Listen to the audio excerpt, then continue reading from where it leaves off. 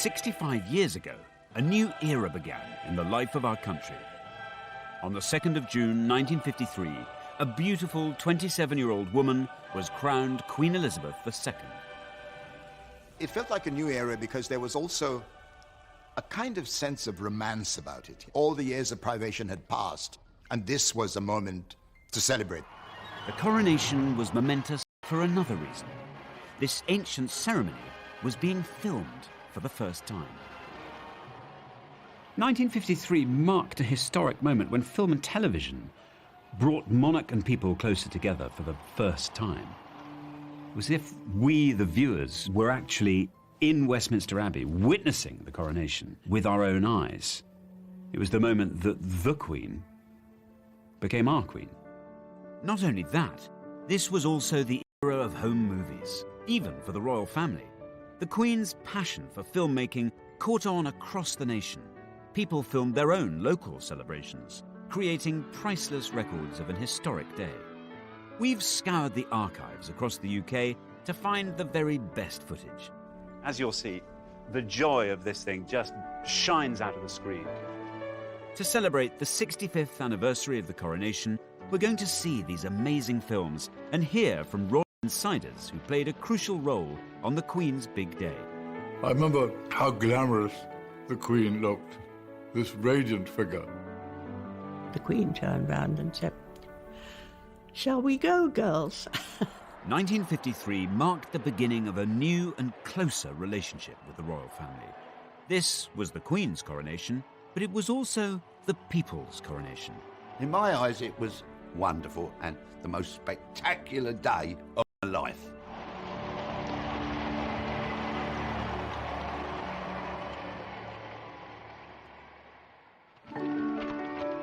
The coronation of Queen Elizabeth II was a day of national celebration, a moment of glorious technicolor after the dark days of the Second World War. The romance of the coronation captured everyone's imagination. Actor Michael Crawford was 11 years old at the time. This brought our country together. It's very stirring and moving and brings out great pride. This is ours. It's our Queen. Michael was so excited that he made his own scrapbook, painstakingly recording each coronation detail. Everything I could find in the newspapers, I cut out. Beautifully done. It was obviously a passion. Look, that is pure Hollywood. But that is my favourite photo. This was the beginning of this amazing dedication of her life to this country. But this moment of national euphoria followed a moment of profound national sorrow. The heart of the nation stops. The flags lower in tribute as the news spreads. The King is dead. King George VI's unexpected death, at the age of only 56, sent shockwaves across Britain and the Commonwealth. The news was greeted with dismay, as far away as Trinidad in the Caribbean, where broadcaster Trevor MacDonald grew up. I remember the day the King died, and it was announced in a fairly kind of solemn but abrupt way. And that was the end of the day. And I don't remember how many days we were off school, but that was a moment of great, great, great sadness. Britain and its Commonwealth were in mourning, but few felt the loss more keenly than Princess Elizabeth. She'd always been devoted to her father. The King is laid to rest, and the majesty of death ends with a family beginning its life anew. A young queen takes over the burden of monarchy. At the age of only 25, Elizabeth had to cope with new responsibilities. God save the Queen. Here was this young English princess who was taking on what everybody thought was the enormous task of being Queen of England and also of the Commonwealth. And that struck a deep, deep chord with people. Everyone wanted a sunny day for the coronation, and after consulting meteorologists, it was decided that June the 2nd, 1953, was the best bet. As soon as the date was announced, coronation fever began to grip the country. Actress Alison Steadman was 6 years old at the time. I grew up in Anfield, in Liverpool, It was a small house, but we had 3 bedrooms, little garden at the back, where my dad grew vegetables and rhubarb. There was still rationing when I was a child. There was a lot of bomb sites. The build-up to the coronation was so exciting. I probably would say it was one of the happiest periods of my childhood. Excitement was also sky high in Bethnal Green in London's East End, where entertainer Len Goodman lived with his family. Back then, they didn't make such a hullabaloo about things, but everywhere there was this buzz of excitement, of anticipation. The Queen's coronation was a big deal. Organisers was littered with bomb sites. Materials were in short supply. Even so, every detail had to be meticulously planned. Models were built to show the Gold State coach would travel from Buckingham Palace to Westminster Abbey. English monarchs had been crowned here since 1066. The Abbey normally held 3,000 people. This time, it would have to accommodate 8,000 guests. At the beginning of 1953, in fact, literally on the 1st of January, Westminster Abbey closed its doors to visitors so that it could transform itself, the greatest transformation in its history. Railway tracks were laid down here so that materials and supplies could be whisked into the Abbey. And bit by bit, scaffolding grew up these pillars here. Eventually, there'd be huge banks of sitting here. But interestingly, of the whole area of the Abbey, all attention was actually focused on this tiny area here, the intense, sacred focal point of the coronation itself. This is where the coronation chair sat, facing the altar. The coronation was an ancient religious ceremony. How much of it people should see was a big issue for everyone involved, especially for the people at the heart of the ceremony, like the Queen's maids of honour. Was the advent of television. There was a lot of argument about whether the coronation should be shown on the television or not. And there were 2 camps. In one camp were establishment bigwigs, including the Archbishop of Canterbury, the Prime Minister, Winston Churchill. They wanted a private ceremony. In the opposing camp was a moderniser, the Duke of Edinburgh. He was in a powerful position, both as the Queen's husband, but also as the chair of the commission overseeing coronation preparations. The forces of modernity, led and championed by the Duke of Edinburgh, were saying, bring the cameras in. We have to shed light on this. We have to share this celebration, not just with Britain, but with the rest of the world. The Duke of Edinburgh understood the power of film and television. In 1951, he'd even appeared on the big screen himself. What do you want to see me about? He'd used the power of film to campaign for playing fields for inner city children. Well, come on. What is it? For months, the arguments raged, but eventually, the Duke won the day. The coronation ceremony would be filmed for the first time.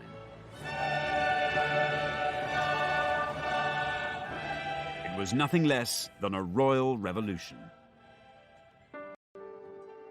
The Queen's coronation was one of the most dazzling events ever staged. You know, seeing a crown with those jewels on and those clothes and the golden carriage, it was... The sense that these were exciting times. Newspapers called it the new Elizabethan age. We were looking to the future. We had this, you know, lovely princess who was now becoming a queen. So life was going to be good. This new age would start with a burst of pageantry. Each detail was painstakingly rehearsed. The Queen's young cousin, Prince Michael of Kent, took part in the practice runs for the big day. The coronation was the most extraordinarily exciting thing, especially for a small boy of about 10 or whatever I was. When we all knew the coronation was going to take place, I was at prep school in those days, and we talked about coronagas and how splendid it was and what fun it was. The rehearsals were splendid because I had to walk, as did most of my family, the whole length of Westminster Abbey to get to our pews. And of course, to start with, the rehearsals were in ordinary clothes. And then as you got nearer to the day, you found yourself in all your finery. Now, I had a very, very smart kilt outfit. Rehearsals were daunting, especially now the ceremony was being filmed. It was particularly nerve-wracking for the 6 young women who'd been chosen to accompany the Queen, her maids of honour. In some ways, it felt quite frightening, but as the time got nearer, I became even more frightened when I discovered it was going to be filmed worldwide. We kept thinking, wouldn't it be awful if you fell over or tripped or fainted was the big fear. Banks of cameras would film the Queen's every move.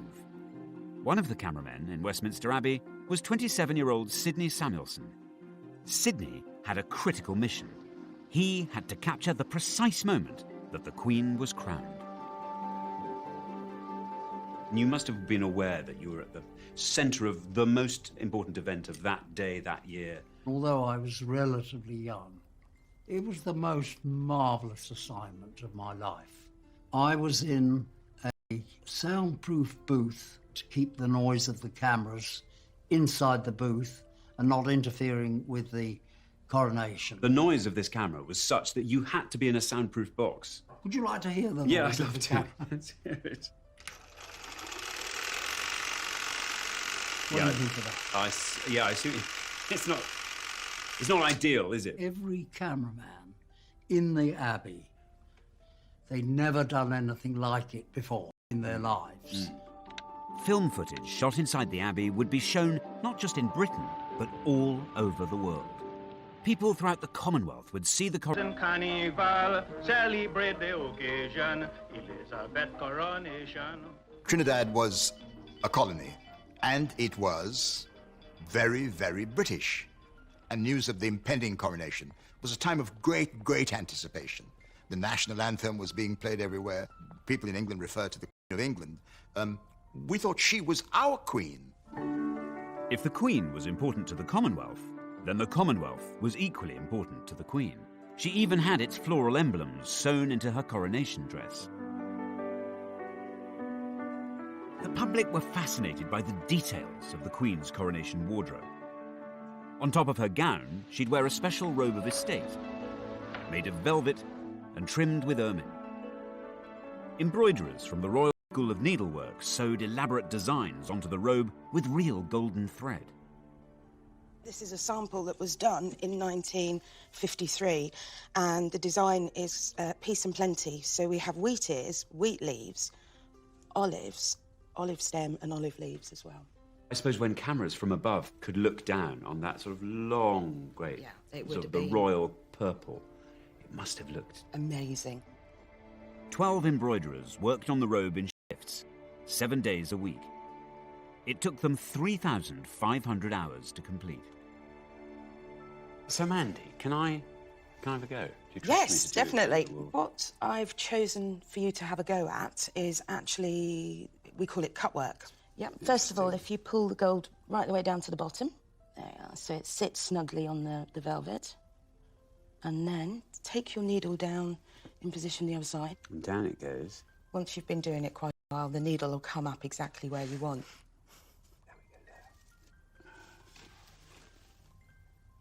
I'm not going to pretend I'm not thrilled with that, Mandy. It was good, actually. Yeah, you got it in the right place first time.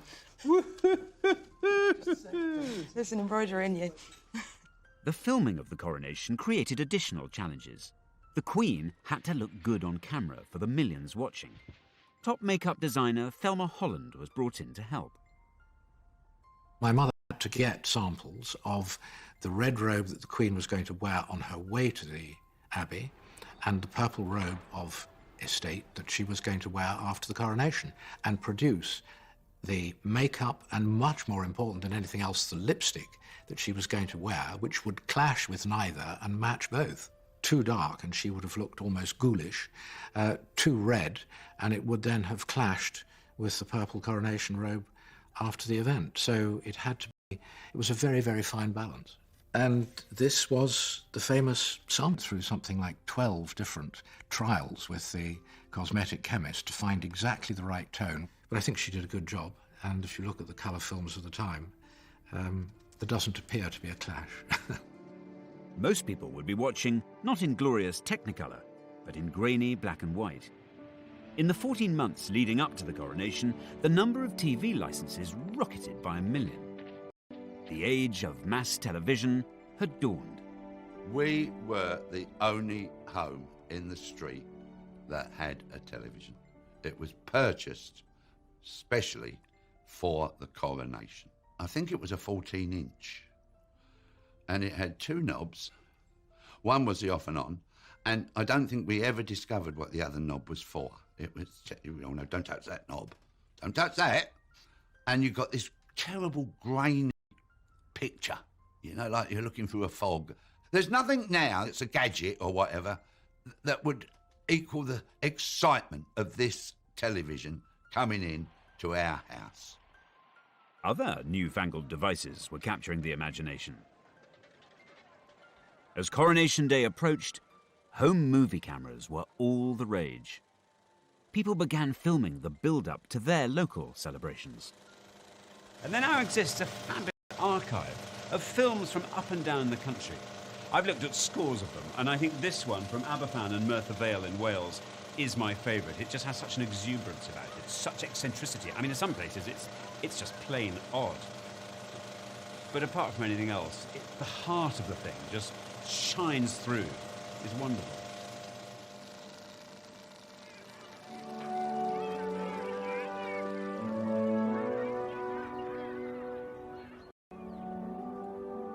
The Welsh mining village of Aberfan has had more than its fair share of tragedy. In 1966, the village suffered a terrible disaster when a primary school was engulfed by a huge landslide. More than 100 children died.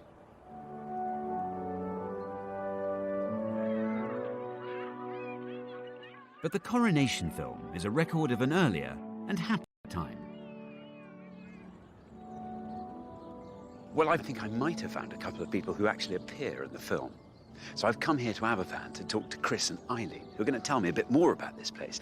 But also, I really want to get the inside track on what exactly happened, what it was like on that wonderful day of celebrations back in 1953. I'll go for this. Hello.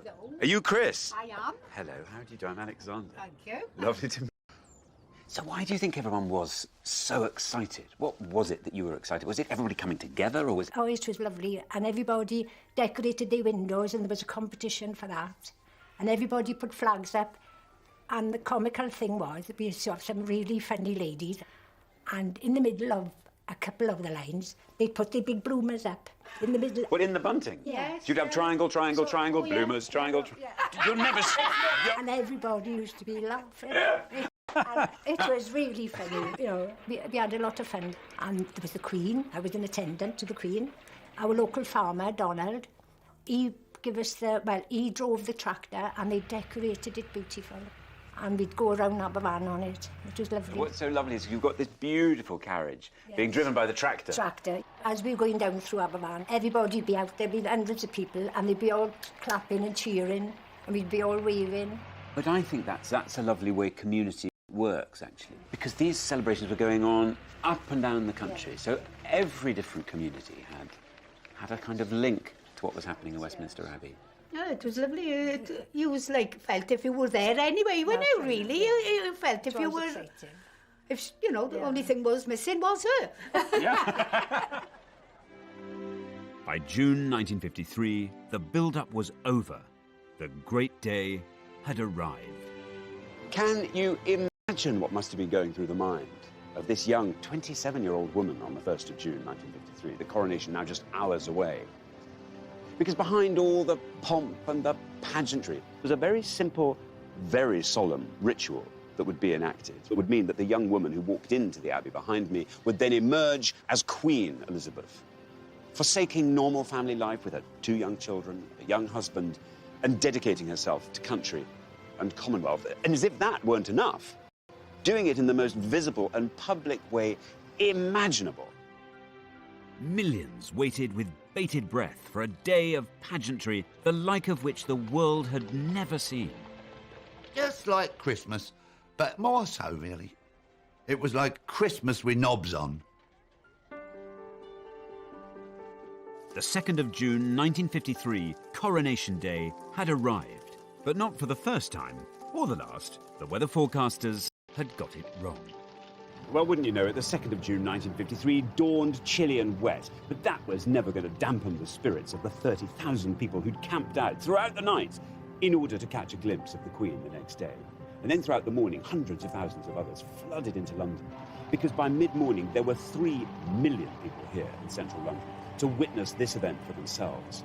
And then kings and queens and 750 broadcasters were broadcasting in 39 languages to take the event global. For millions of children, the countdown was over. From the moment I woke in the morning, it was exciting. It was like, oh, hurry up, hurry up, hurry up. You know, we want the party, we want the games, you know, we want to watch it on television.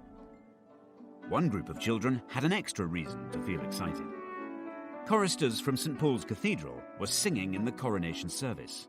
The boys would be in the Abbey for 7 long hours, with no chance even to nip to the loo. We were given sandwiches, and they were peanut butter and marmalade in the same sandwich. So hang on, and these were partly to keep your pangs of hunger at bay, and also somehow to blot you up. Well, mind you, we did have cast iron bladders in those days, I think. I'm certain you did. Scaffolding pipes came in very handy with our feeding, because of course we had banana skins. Of course, you just feed them down. We just dropped them down the scaffolds. You didn't. Yes, we did. Yes, even you. And he was meant to be John head boy, I'll have you know. The coronation was now only a few hours away. In Buckingham Palace, the Queen was making her final preparations. Royal makeup designer Thelma Holland was with her in the palace. The Queen said to her, "It's such an important occasion for me that I would rather that the least number of people should be fussing around me before I go off to the Abbey. Do you think I'm capable of doing my own makeup?"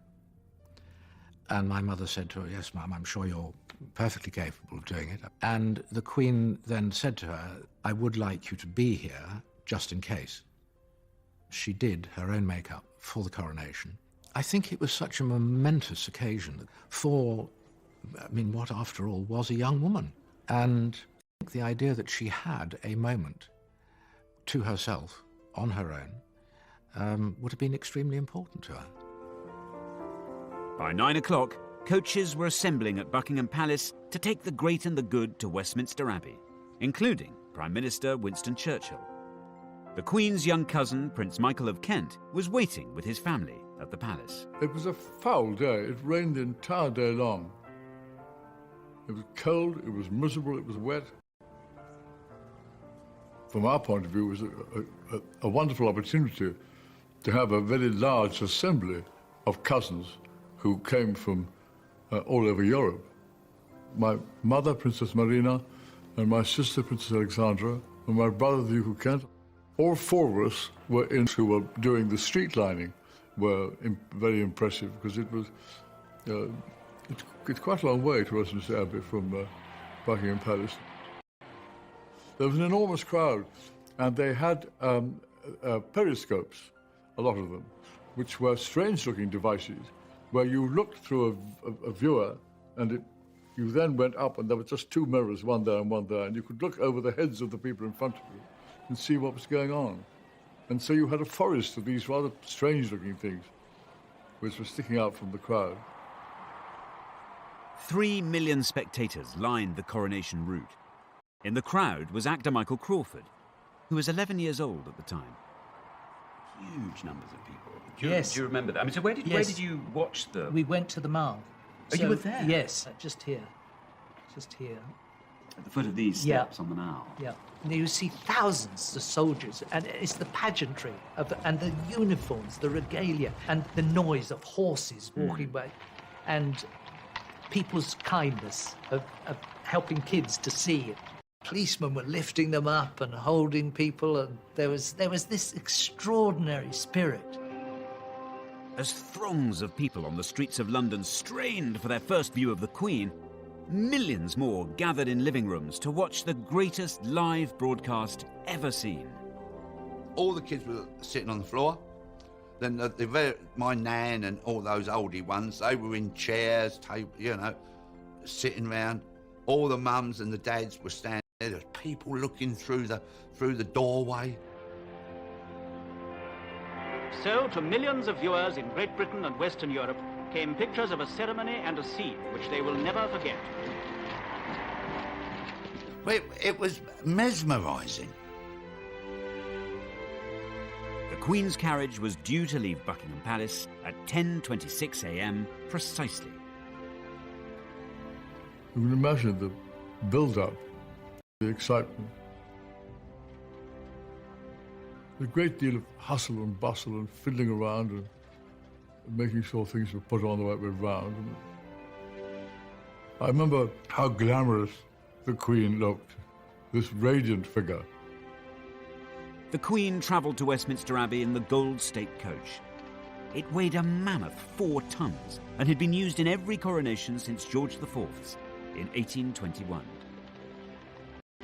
The horses that were used to pull the coronation coach were 8 greys, which came from the Royal Mews at Buckingham Palace, and I don't think there are very often occasions where 8 greys pull a coach.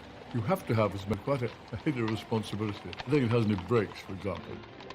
And of course, my granddad, who was a bit of a lad, he would be doing a running commentary. He'd be giving us all the old, oh yeah, well, of course, the coach, he'd go. Yeah, the coach, blimey. That coach had been around for 5,000 years, and he'd give it all that, you know, didn't know anything, really. And he'd have a bottle of beer, Crown Ale. The coach, which through the centuries has borne 6 monarchs to their coronations, has never carried one more fitted for the tasks of sovereignty than she who now is to be crowned. Waiting at the entrance to Westminster Abbey were the 6 young women who had helped carry the Queen's coronation robes, the Maids of Honour. I was one of the ones to take her out of the carriage when she got to the Abbey, and she didn't appear to me to be in the least bit worried. The Queen turned round and said, "Shall we go, girls?"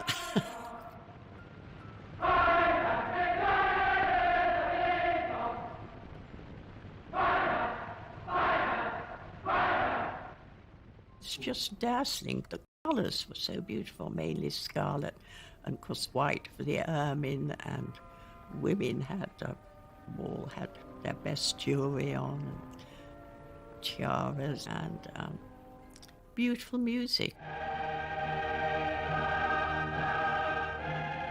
And whenever I hear that music, I feel, you know, pricking in the eyes and catching in the throat.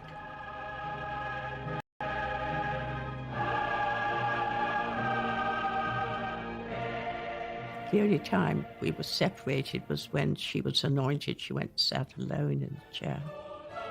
Anointment was the spiritual heart of the coronation. This sacred ritual dated back 3,000 years. The monarch's head, hands and chest would be crossed with holy oil. The anointing was so sacred that the cameras were not allowed to film it. And here, in the most mysterious of the rites of coronation, the Archbishop anoints her with holy oil and consecrates her to her great office. A gold canopy was held above the Queen, shielding her from view. To me, it was incredibly moving because she was giving up her life. She looked vulnerable and young, and one felt that she was taking on a huge burden. Once they'd done that, they put on her robes again, and then the crowning took place. Filming the crucial moment when the crown was placed upon the Queen's head was the shot assigned to cameraman Sidney Samuelson. The last and grandest symbol of all to see. I knew that that was the key shot, so I prepared for it. And I wound up both springs to their maximum. When I got to the end of this, it was fully wound, just before I heard the spring broke. The only time in my whole experience I ever had a spring go was in the Abbey on Coronation Day. Isn't that ridiculous? Down on the floor of the Abbey, trouble was also brewing for the Maids of Honour. One of my friends, Anne Glenconnor, she felt very faint. I felt something moving against my back, and I thought, goodness, what's happening here? Then I realised Anne was slipping down. We wore long gloves, and we had smelling salts concealed so that you could just pop them if you felt you were going to faint. So she was lifted up by the others and supported. And soon after that, we went into the vestry, where the Archbishop produced a bottle of brandy, and Anne had a little swig. He said, "This'll do you good." Meanwhile, cameraman Sidney Samuelson was trying to save the day. There was no way I could repair a spring, but I had brought a spare camera body, and I just managed to get it all fixed, and the door closed, and I switched on, and I got the shot that they wanted. The climax of the ceremony has arrived, when the Archbishop gently sets this splendid emblem on the Queen's head. Oh, here we go. Oh, now we're cooking on gas. Yes. Oh, everybody would go into a hush now. Here comes the crown. Straight. Oh, up he goes. Gently, Bentley.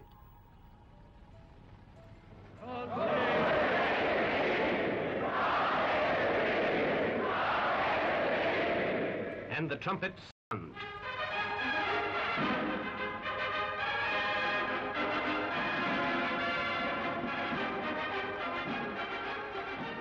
Among the lay lords, the first to declare himself is her own husband, Philip, Duke of Edinburgh.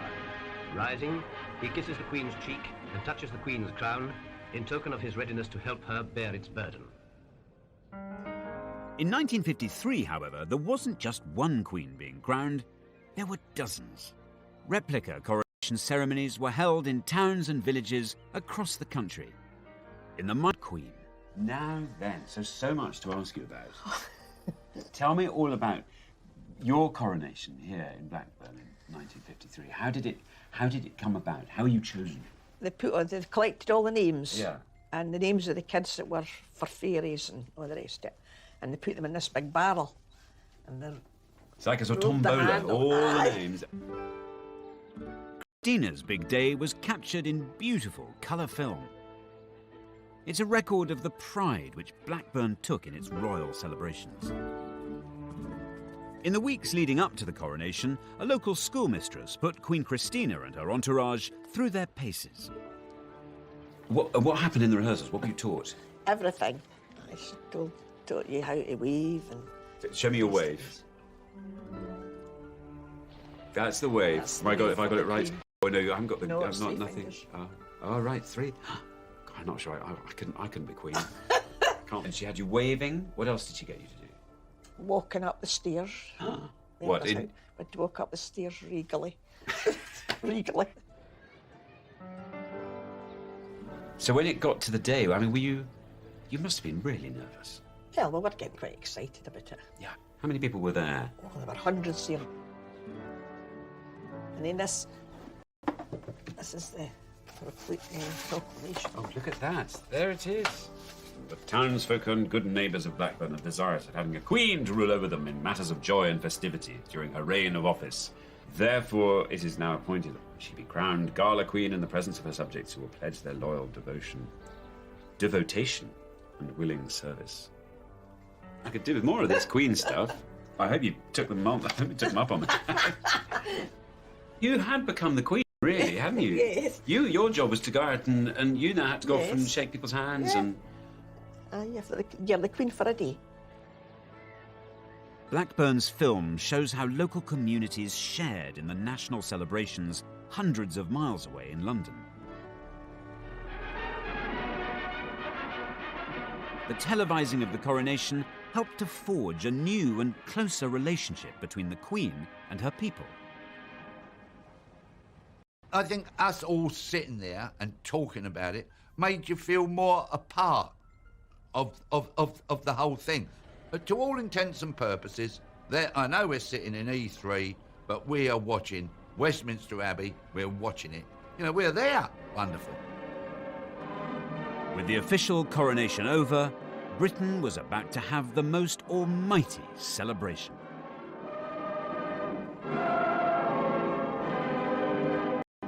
she was a pretty young English rose. And to watch this new age come into being with the coronation of the Queen was a moment to celebrate. It was a wonderful day and a wonderful occasion, and amazing to think we're here all these years later. The coronation of Queen Elizabeth II took a mammoth 3 hours. But by early afternoon, the ceremony was over. She was smiling like anything. She was thinking to herself, well, that's a job well done. She had every right to think that because she had done a wonderful job.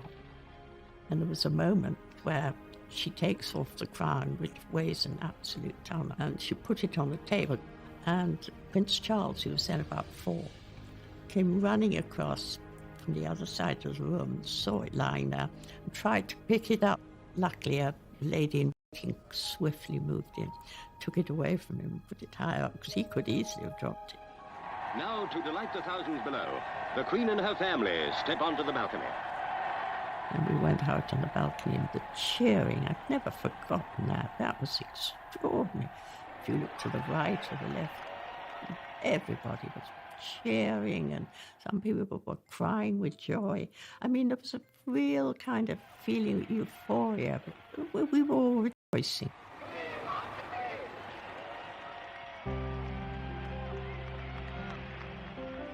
Coronation Day in Buckingham Palace had formally ended.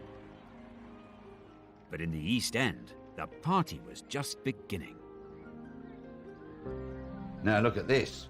Hey, hey? Look at this. Elizabeth R, 1953.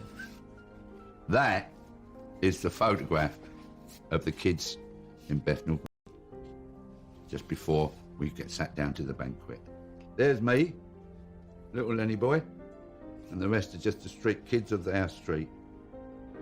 Prime Minister Winston Churchill had lifted sweet rationing in time for the coronation, so children could tuck in to a sugary feast. We all had to sit down and then sang God Save the Queen, and then off we went with the food. And course after course. It was, honestly, it was like a tasting menu. Oh, salmon, sat up, yeah. Salmon sandwiches, how posh. Gorgeous.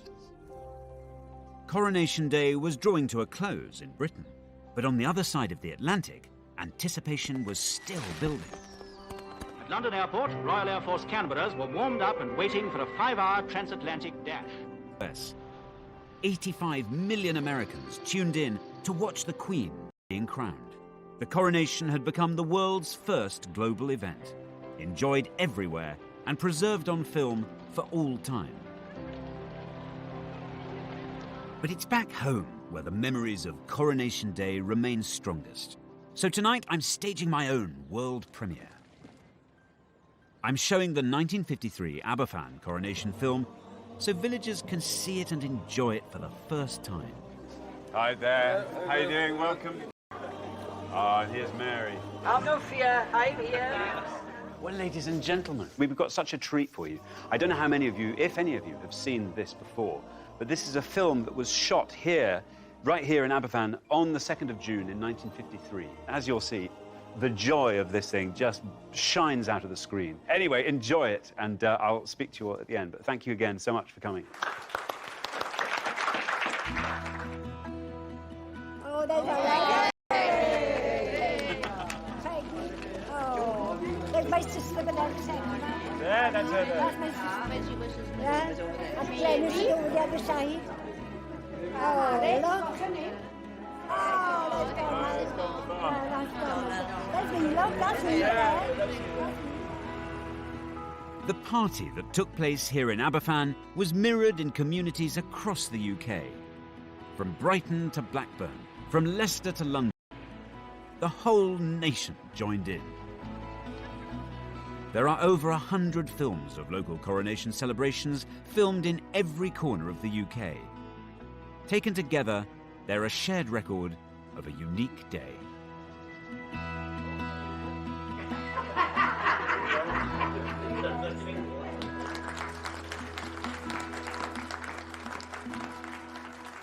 Now, splendid, solemn and glorious though everything happening in in Westminster Abbey was, it occurs to me that something even more magical was happening up and down the country.